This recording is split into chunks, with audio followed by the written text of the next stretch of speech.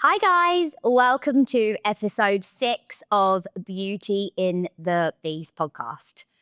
So I know we're in a different location, don't worry, do not freak out. It is still going to be the same chilled, relaxed vibes, open conversations as normal. It's just my fiance didn't want strangers coming into the house for when we do guest episodes. So I understand. This is going to be a little bit of a different conversation for me because with the eating disorders and the anorexia, I've been in and out of therapy for that. I've been experiencing and living with that for 13 years. And we're going to talk about borderline personality disorder today, which, yes, I have been living with for years, but I was only diagnosed about 4 to 5 months ago. And I really still am in the journey of discovering what is my emotionally unstable personality disorder and what is me, Annie. So let's talk about it. When I was younger, and really still to this day, I was always told that I'm very dramatic, I'm very sensitive, I'm very over the top, and I always believed that was just me. And I've had like people in past relationships and friends and family say to me, like, you're always one or the other. You're always really up or you're always really down. There's no middle ground. Middle ground for me is something that I've never been able to stand in. Never understand in the middle ground. I am very black and white with my thinking, with the way I act. I can't just have a good day. I have the best day of my life. I can't have a bad day. It's absolutely crippling. So I always thought that was me until my diagnosis, when they said that that's a symptom of borderline personality disorder. That the reason why I feel emotions so deeply, the good, the bad, and the ugly, is because that's the way my brain was wired. Like, for example, we'd be driving and I would see 2 magpies. So 1 for sorrow, 2 for joy. And I'd be like, yes, yes, yes, yes, 2 magpies. We're going to have the best day ever. We are going to have the best day. And I would genuinely in my heart believe that. And when I was talking with my therapist and they diagnosed me with borderline personality disorder, I said, what's that? I'd never heard of it. I'd never heard of this before.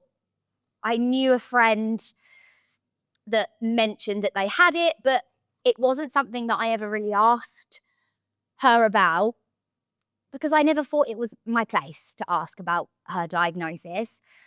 And when I was looking into what borderline personality disorder is, you would see it kind of represented in certain movies like Girl Interrupted. Now, if you have just been diagnosed with borderline personality disorder, do not watch Girl Interrupted. I struggled with the diagnosis ever so slightly. And this may be a slight controversial thing to say, but I didn't believe it. I didn't believe that I had this. I thought that this is just me. This is just me. This is just who I am. This isn't a diagnosis. I believe that if we got 100 people off the street to sit with a psychiatrist and they asked them questions, nearly everyone would be diagnosed with something, because what really is normal? But what is this normal that people talk about? I don't know. I would love to meet this person that's perfectly normal, because throughout my 26 years of life, I have not yet met someone that I would class as completely and utterly normal, someone that doesn't have a beast inside their head. So I will never, ever use my diagnosis of borderline personality disorder as an excuse, because I don't think that just because the symptoms of borderline personality disorder can be being manipulative or being angry and all of these things. Just because they are symptoms, it doesn't mean that I need to use them as a weapon against other people. I will never do that, ever, ever, ever.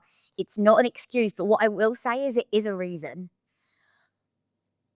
I still struggle regulating my emotions. I really do. I'll give you an example that's pretty fresh. I had an argument with my fiance 2 days ago, okay? This argument was not a screaming match, wasn't a shouting match, but he said something to me that really upset me. He basically called me selfish. Now, I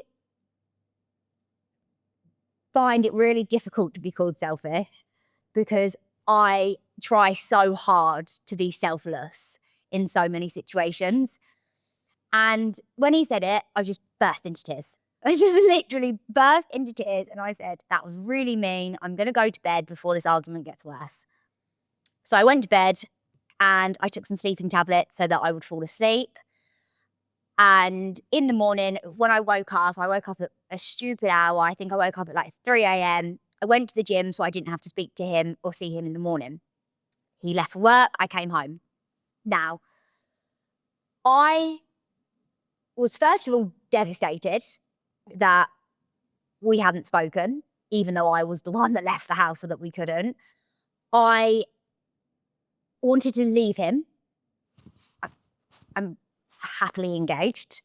I wanted to leave him before he left me. I wanted to pack up all of my stuff and move back to my mum's. I wanted to drive to work to have a conversation with him.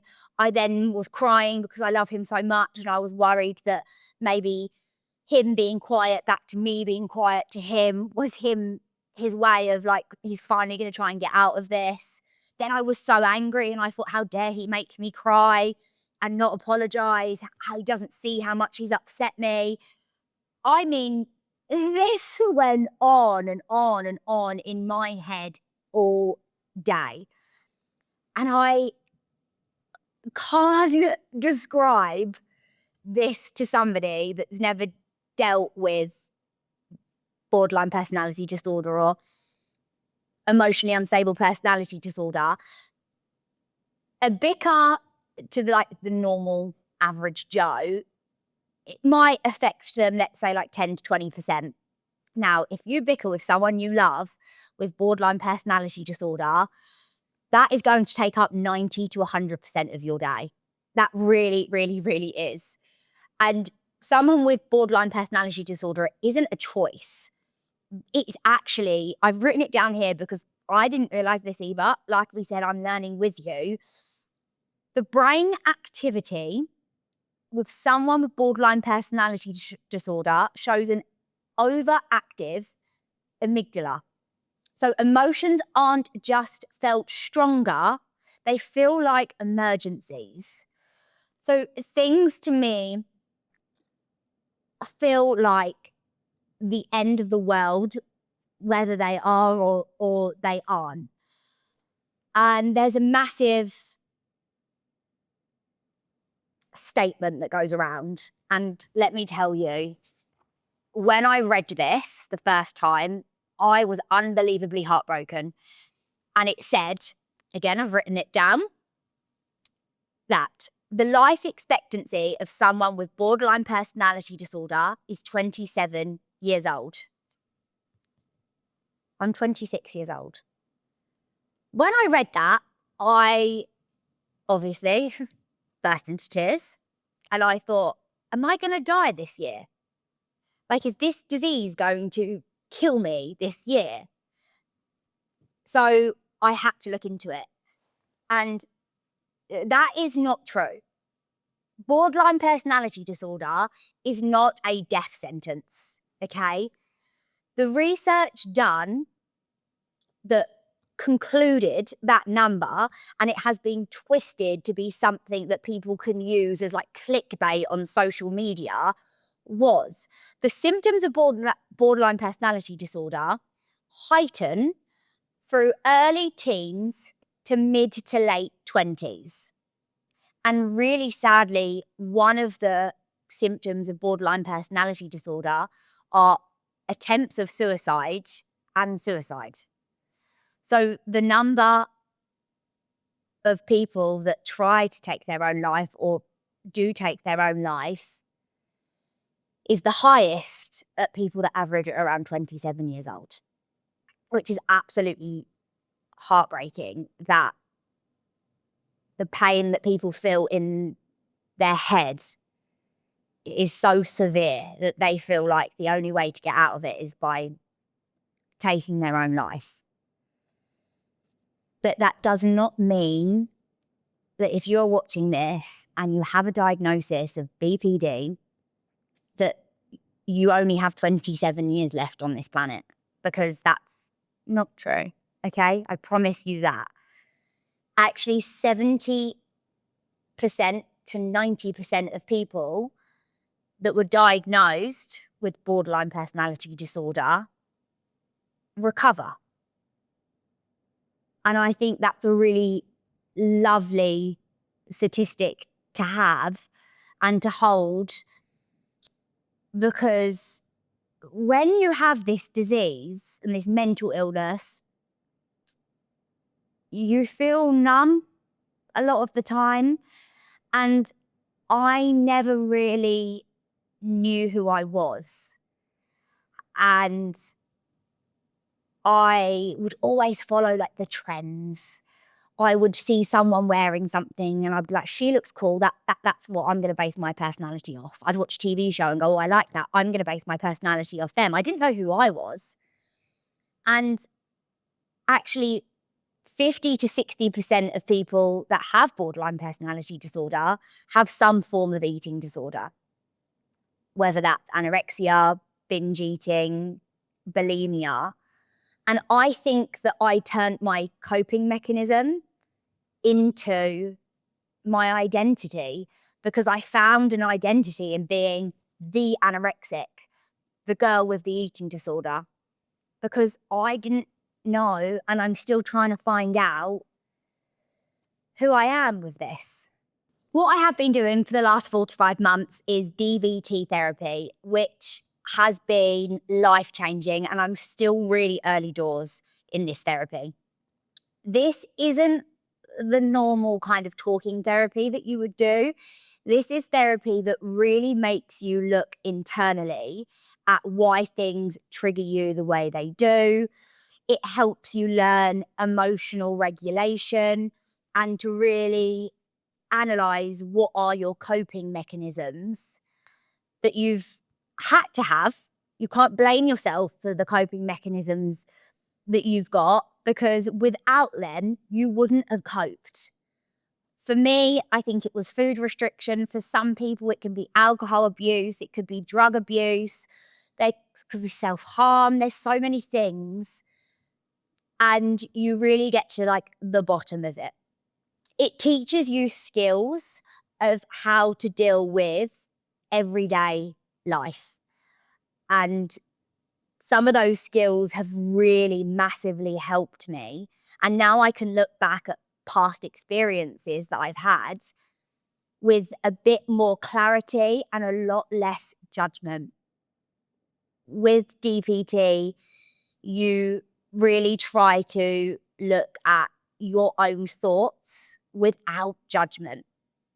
You try to check the facts with your thoughts. Because what can happen with someone with a bit of an overactive mind is you can believe your own thoughts and try to make them factual.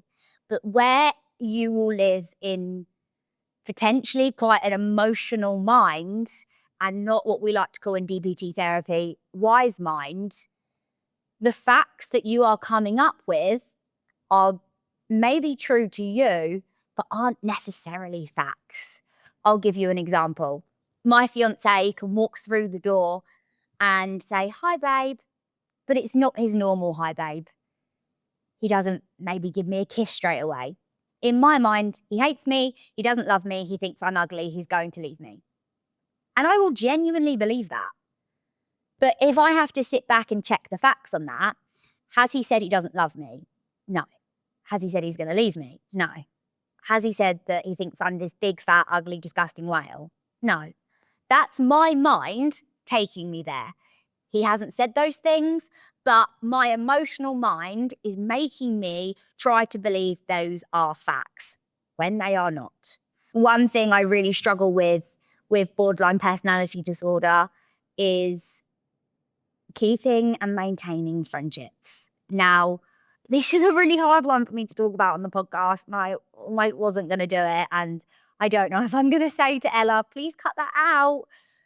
But I don't have a lot of friends, which isn't the problem. I really struggle to keep up with people. I have a very small group of friends that I think about regularly. I wake up in the morning, I need to text so-and-so. I wonder how so-and-so is doing. I need to check on their little girl. I wonder how their day's gone. And I think about it, and I'll think about it, and I'll think about it. Now, when it gets to the point of actually calling them or texting them, it's almost like there's a block in my mind of where I can't do it.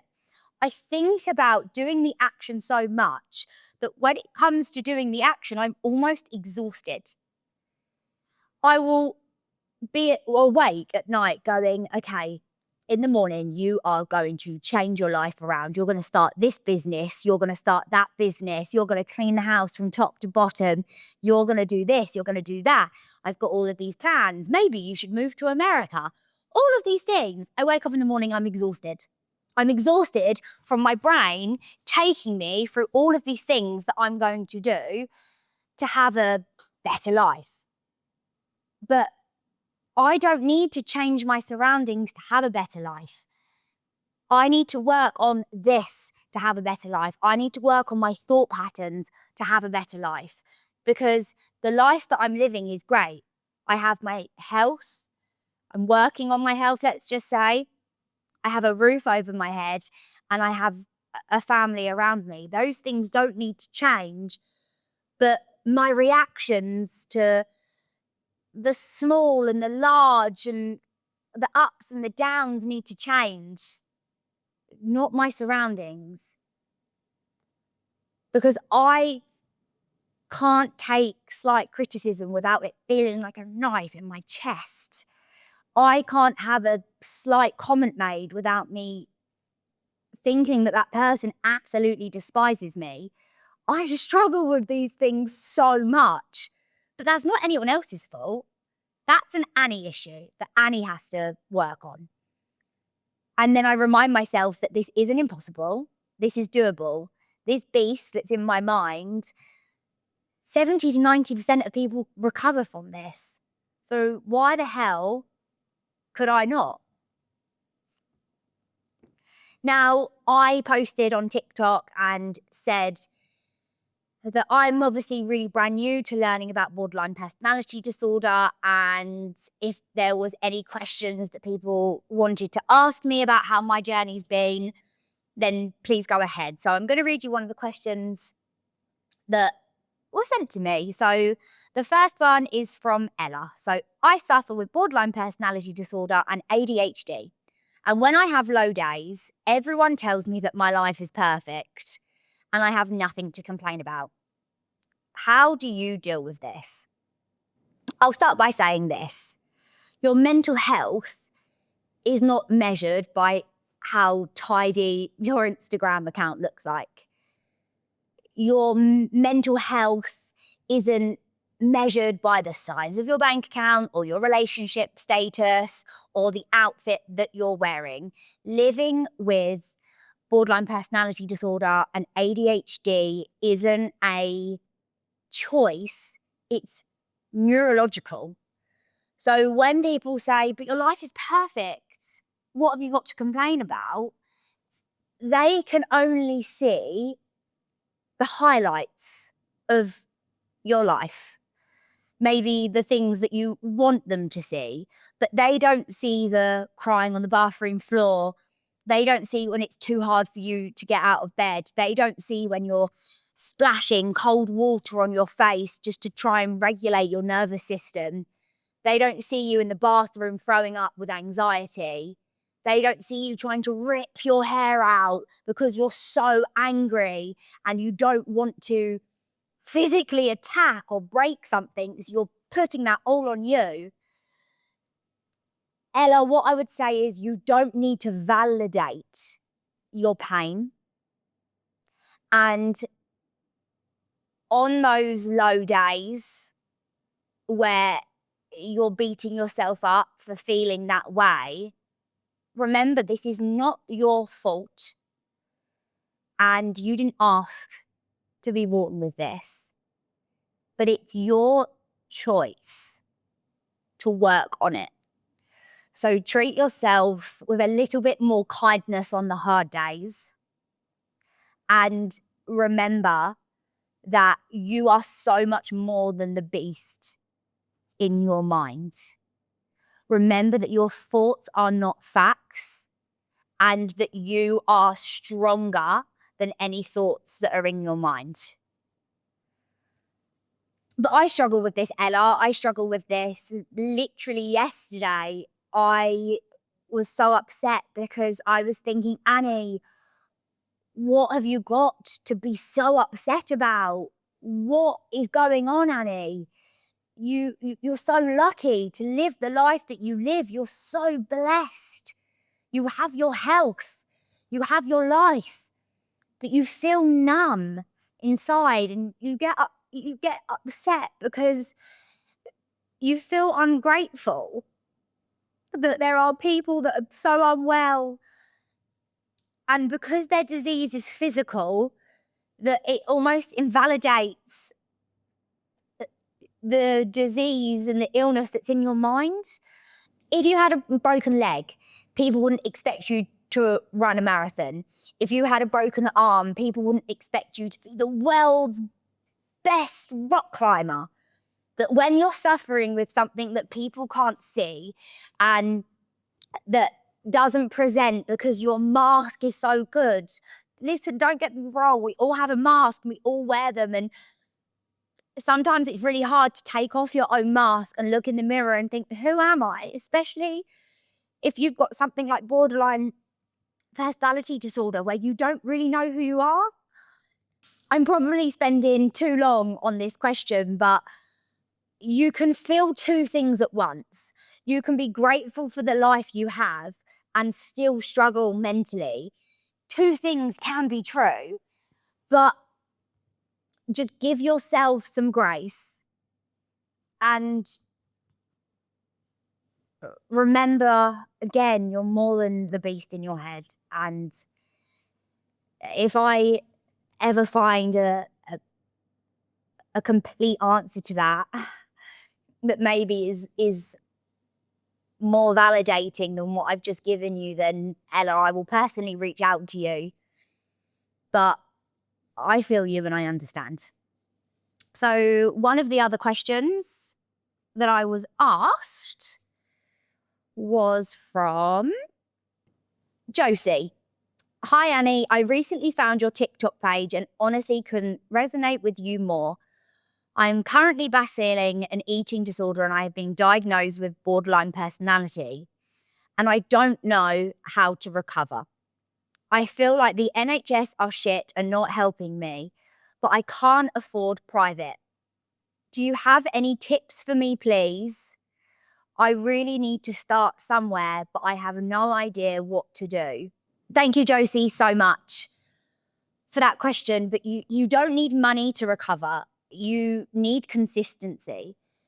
Just start by creating yourself a little meal plan that feels enough for you at the time. Maybe you start off with a slice of toast and you have a small lunch, you have a sandwich and a packet of crisps, and then you have a dinner with some chicken breast and rice, and you try to incorporate just some food in your daily routine. And there are so many resources that you can use now that are going to be supportive YouTube channels and recovery accounts that you can find that are completely free of charge, where you can build yourself some knowledge around the diseases that you potentially have. Now, it's so hard to get help for these. Borderline personality disorder has such a stigma. My psychiatrist told me that as soon as he gave it to me. He said that there is such a stigma against this. Eating disorders are not recognized enough. I was told that I was too skinny to have an eating disorder, and I was told I was too skinny to get help for my eating disorder. I was told that my BMI was too low to get help. I was told that I was too overweight to get help. So no, the NHS isn't always going to be this saving grace. And then sometimes you think, well, I can't afford X amount to go into an inpatient or to seek help other places. But thank God we live in the world that we live in right now, where there are so many people that you can contact or platforms that you can watch where it will be free of charge. Now, I personally will look into this for you, and I personally will try and find someone or something that can contact you and that you can contact to help, because I really want to be able to help. I don't just want to talk about helping, I want to help. Now, guys, this episode has probably been a little bit all over the place, and I really apologise for that. But I'm still trying to understand borderline, and I'm still trying to understand myself. But I really hope that you have found this slightly helpful or insightful. And I really am just doing the best that I can. So thank you, guys. I appreciate all of you. And I hope you all have a lovely Sunday. Goodbye and God bless.